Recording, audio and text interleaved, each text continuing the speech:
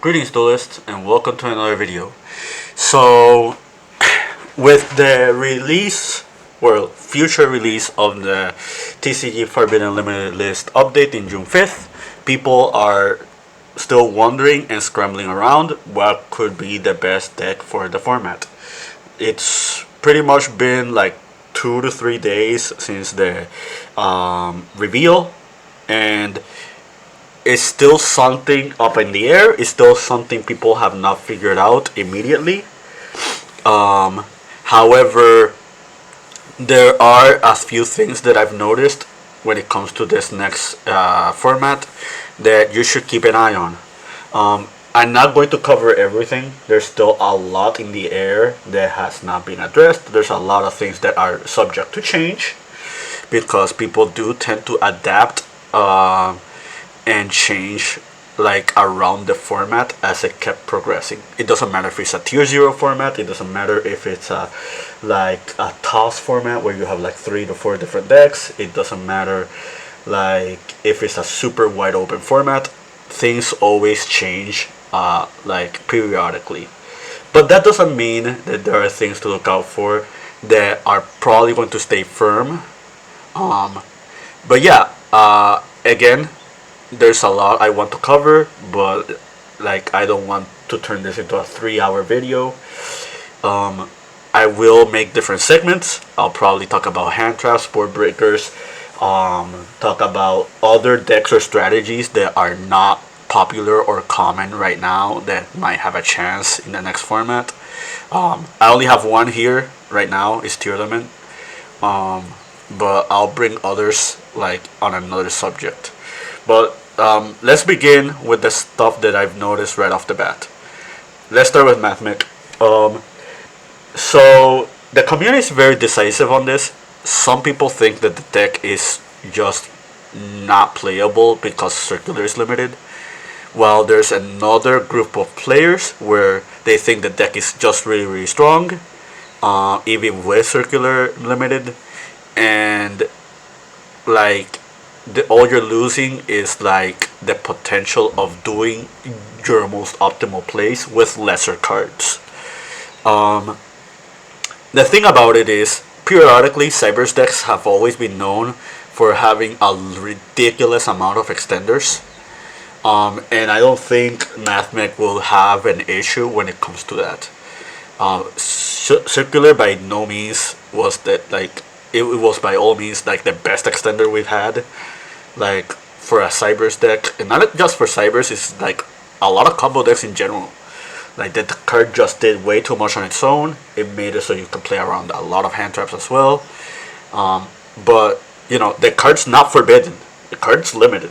Like you still have like Silent Mining, Small World, like other cards that can get to this card. Senate Backdoor. Like there's a lot of Cybers cards that are in the game, and a lot of them can tutor out this card. You also have other cards that can like help you with like recursion, with the long game. Yeah, don't write off Mathmech. This deck is probably going to be more common in the future. If the deck picks up more steam or the counters for it pick up more steam, like Bestials, etc., that might be an issue. But yeah, Super Heavy Samurai, or the Prodigy in general. So a lot of people are bringing up the subject that this deck no longer functions as its own deck. It functions more as an engine for other strategies. My stance is that Super Heavy Samurai is still really, really strong as its own deck. It's just not as consistent. I will agree that Prodigy is really, really strong as an engine. You can play it in other strategies. Some people are bringing up, pairing them up with Draco Slayers. I'll talk about Draco Slayers in the end. But yeah, you might see Wakaushi around, like more than not. Like that card is still ridiculously strong. It still does a lot on its own. Like this card is not hit. Is the only card you got hit.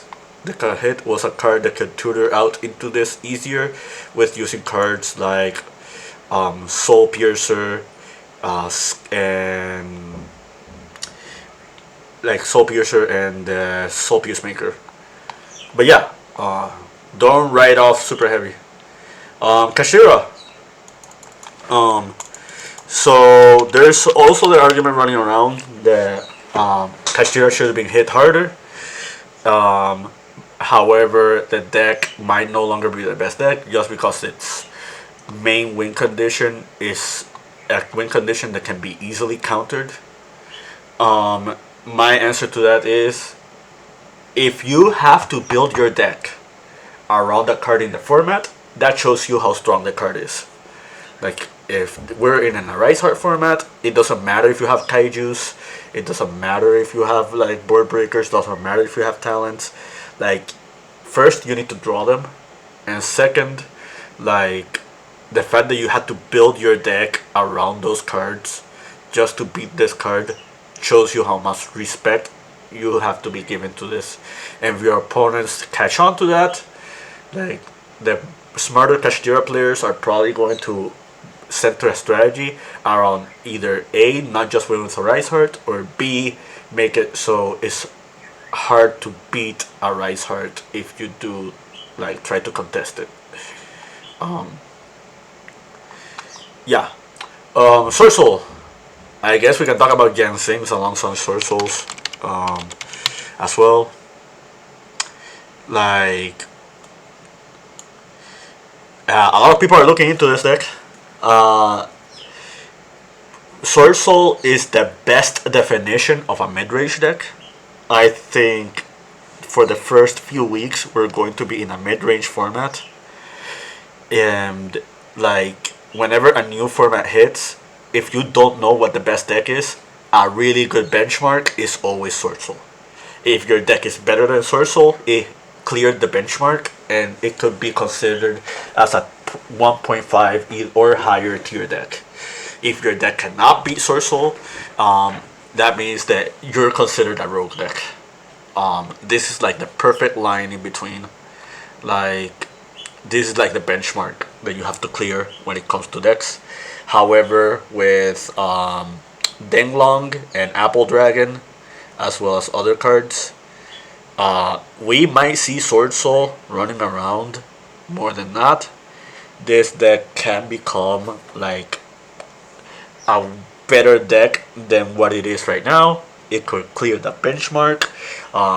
This deck is very like versatile. People think that just because it's a worm centric strategy, you cannot play cards around it. Like the other day, I faced a Sword Soul player that was playing Apple Dragon, Bestials, and like the Jansings all in it, and it looked really strong. It looked very powerful. Like, don't write off Sword Soul. That you will see this deck around probably a lot. Branded.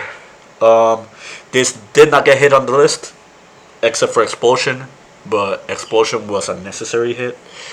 Some people are talking about how Expulsion really does hinder the deck because it makes it so their end boards are weaker if you get ashed. But like, if you're thinking that far ahead with Branded, you probably already figured out like 5 to 10 different ways to keep playing despite like that being an issue.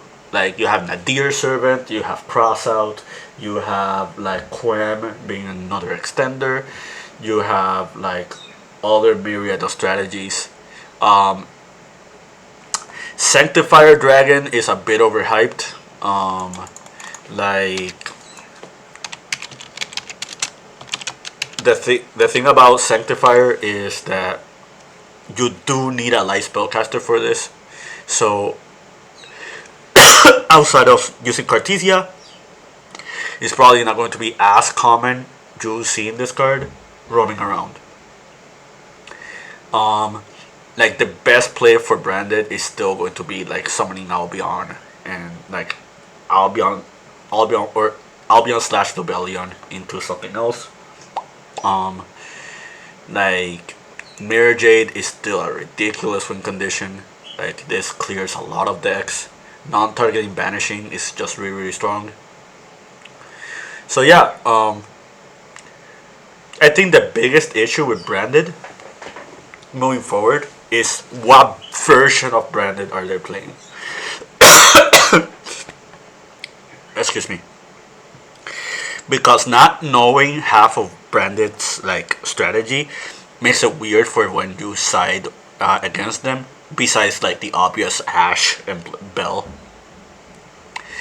But yeah, we're going to see this deck a lot, especially since it did not get hit.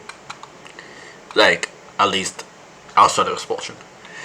Visa Starfrost. When I talk about Visa Starfrost, I'm talking about all the archetypes, like Vanadium, Scareclaw. You can even include Tearlaments in here. Yeah, this is going to see play one way or another. I don't see a way this doesn't enter the format.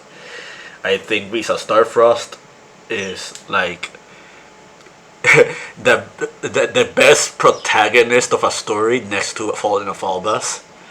I think these two are going to be hand in hand, like looking at each other. Talking about another protagonist, it's going to be Ray. I'll talk about Ray in a second. But going back to Visas, whether it be Vanadium, whether it be Scareclaw, whether it be a hybrid, whether it be like a Tearlament deck that plays Visa Starfrost in it, something with Vicious Asteroid, I think it's going to be really strong. This deck does have a lot of ridiculous lines. It can spam out a lot of monsters, and the fact that this is not hit at all is really strong. People who have seen this channel already know that I'm a huge fan of Scareclaw. It's pretty much like my go-to deck at the moment. The deck is just very, very ridiculous, and it covers a lot of ground. People will catch on to this. I think you will see Visa Starfrost, and once you do, prepare your Droll and Lockbirds, because that's a shaky combo deck that you're watching. Speaking of Droll, and speaking of shaky like advantage, let's talk about Sky Striker. The biggest argument I'm looking at right now that people are bringing up is the fact that Sky Striker is just a worse version of Runic. And whether that may be correct or incorrect does not mean that you should not look into this. Like, for all means, you can play even both of them together as an engine, like an old spell deck, and just a mass advantage against your opponent and just like cycle them out of the game. But yeah, this is the strongest we've seen Sky Striker for a while, ever since 2019. And for those who don't remember, Sky Striker was tier 1 for 18 months. Like, it was tier 1 since 2018 until late 2019, starting 2020. Like, the TOS format was called TOS format for a reason. Yeah, like, did power creep reach this deck? It's very, very soon to tell. The one thing I will say is, like, Engage is a very, very strong card. Like, there's a reason this card got hit. Like, this card literally immediately got forbidden. It didn't even get limited when they happened, and it was for a very, very good reason. I think at 2 is a safe benchmark. I think if Konami ever puts this at 3, Sky Strikers will 100% definitively be a meta contending strategy, just because you can splash the engine into pretty much everything, and it would be very, very wildly consistent, especially with Sky Striker Ace Camilla showing up in the future. We can talk about Runic. Outside of Naturias, I think this engine is going to be very, very, very strong. This paired up with Sprite, or this paired up with like other strategies, could be a very strong option. I think Konami really didn't like. They just underestimated how good Runic would be in a very open format like the one we have right now. Every time we go into a mid-range format, it's going to be a format where Runic Fountain is just going to be more and more powerful. Um, so you will see this engine around. How popular it will be, very very soon to tell, but I think we will see this one shape or form. Sprite in general, like Runic Sprite is looking very very strong, but not just that. I think where any Sprite variant is still very very strong. I think starter to 2 was not really a hit. Like there were already striker variants that were playing not 3 copies unless you're the pure build. Um, like this deck will see play. You will see it around. People are arguing whether or not this is the best deck. I think it's very very very soon to tell. But yeah, keep an eye out for Sprite. Miscellaneous. Well, dinosaurs in general. With Wild Survivors coming out this week, I think dinos have a very very fair shot of seeing play again. And I've played dinosaurs in the past, at least once or twice at locals. Shout out to Jeremy. Um, and all I have to say is, every time you open Misk or resolve its effect, the deck feels like tier 1. Like, the deck just feels way ahead of other decks. The other card that really makes this deck really really powerful is Lost World. Like, I think Lost World is a really really stupid card. Like, Kashtira players will have to think about this, like moving forward, especially if they play the Trukin variant and they look at your extra deck and they take out like your Link Karibos or take out like cards that can try to get rid of the token easily. Um, like, yeah, I can see a world where dinosaurs are just topping events. Like, you can pair them up with kaijus. You can pair them up with Janzings, which is really really strong. Like, the Dino Janzing Trukin deck is almost at full power. Like, all you're missing is like 3 diagram and 3 misc. That's pretty much it. Like, and that deck pretty much solidified Worlds in 2017. Despite it being half a Zodiac format. Um, so yeah, uh, you might see them again. I want to talk about kaijus. This shouldn't be another discussion. I probably will make another discussion around this, but it's just something that I noticed. Kaijus are very very popular now, and not only because of Rise Heart, but because of other strategies that are just significantly weaker with their end boards, and like Kaijus handle that very very well. You will probably see them like in a myriad of decks. Um, I'm going to make a small hot take. I was playing the Scareclaw deck the other day. I finished X2 at my locals. One loss was to Super Heavy Samurai because they summoned the spell canceller on me, and the other loss was against Naturia Runic because they summoned Naturia Beast on me. In the future, I will consider play Kaijus more because like monster floodgates are the best way to deal with board breakers because a lot of their board breakers are spell cards. And just having floodgate monsters that can deal with those cards is really really strong. So yeah, I'd say keep an eye out for kaijus. Purely, let's talk about Purely for a second. I'll talk about it alongside Dark World. Um, with the hit to Delicious Memory, a lot of people are scrambling to like finding what's the best way to play with Purely, since you lost a very strong win condition consistently. Uh, the Delicious Memory is still at 1. It doesn't mean you won't see it. It just means that you have to go through hoops to see it more often. And I think Dark World is a very, very good home for Purely. I think Purely mixed with Dark World is really, really ridiculously strong. Like, your one weakness is Dimension Shifter and Droll.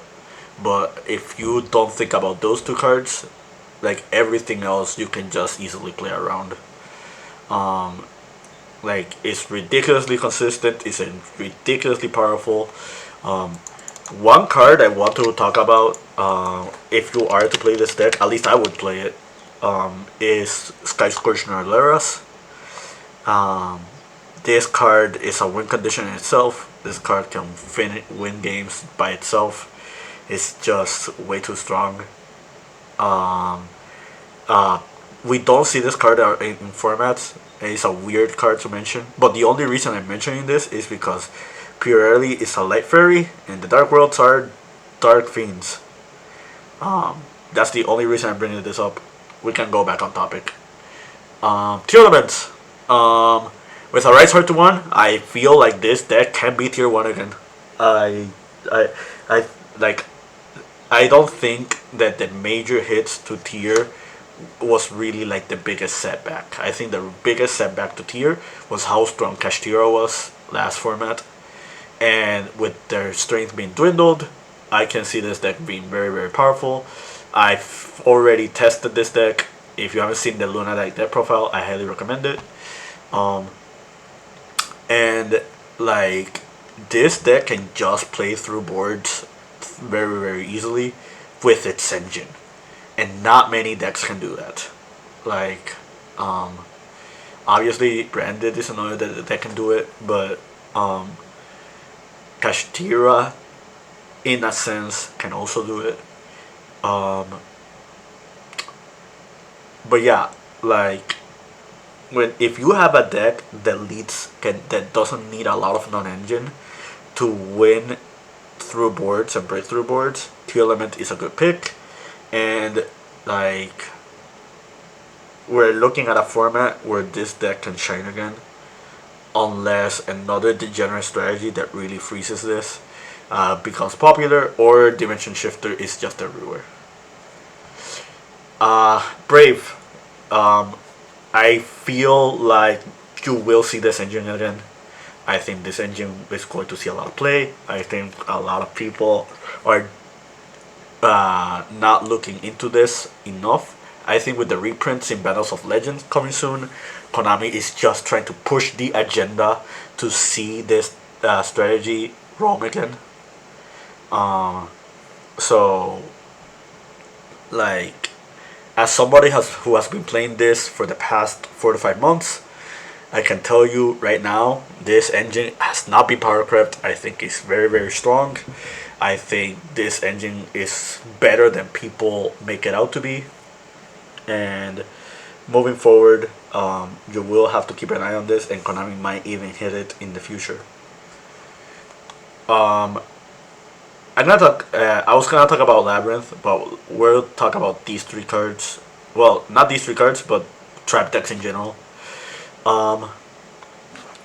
So Labyrinth did not get hit, and people are immediately like clamoring the fact that Labyrinth, like, probably is like top 3 deck in the game now. Something that people need to consider and understand is, periodically over time, when it comes to back row decks, when people don't respect them enough, or people gravitates their main and side deck towards like heavy combo strategies, back row decks always roam around. They always show up back in the format, and then people have to start preparing for them again. If you were around the time Mystic Mine was legal, then you will wholeheartedly understand that Mystic Mine was as powerful as the format that was in Mystic Mine. And obviously, no one's going to argue that Mystic Mine was a bad worthy card. Obviously, the card's gone for a very good reason. Konami took a long time to even hit that card. But the point I'm trying to make here is that floodgates or floodgate decks in general, or like trap decks in general, they will always find a spot in the format if the format is not prepared for them. So whether or not this is going to hold true and how strong of an impact these decks will do at a major tier event just comes down to how varied or how diverse the format is and how many people are prepared for it. I will say this, with the release of Wannabe in Cyberstorm Access, as well as a few other things. Not everybody's playing this. Like, this card is not the make it or break it for trap decks, but it's just something to keep an eye on because it does bolster trap strategies and it does make them very, very powerful. Last talk. That's the last talk I'm gonna make is Draco Slayers. With True Draco Face Off, like coming back to 3, I feel like we might finally see a pendulum deck. And no, Super Heavy Samurai is not a turn pendulum deck. Like, no matter how much you want to say it. I'm not going to include that as it's a combo heavy deck that uses pendulum monsters and does the pendulum mechanic, but it's not a pendulum deck. So I'm talking about a true pendulum deck. Shout outs to Triff. I feel like we might see a pendulum deck be really, really strong again, even without Electromite. Whether or not that holds true depends on the format and how people are prepared for it. A really big target on this deck's back is Kashtira, because if they zone lock your scales, and you're not playing the game. However, I don't think that'll stop this deck like from trying. I think that people will have to think about this strategy moving forward more than usual, and like, yeah, that's pretty much the one of the very few things that I noticed like right off the bat as the format has started. There's a lot to cover. There's a lot to change. There's there's a lot of strategies that I want to talk about. Stay tuned this weekend. This weekend I'm going to talk about a deck that not many people know about, that is probably going to be really, really strong in this next format, and I wouldn't be surprised if somebody does something with it very, very soon. I'll just show a preview, and that's about it. But yeah, thanks for watching. Keep practicing and keep dueling.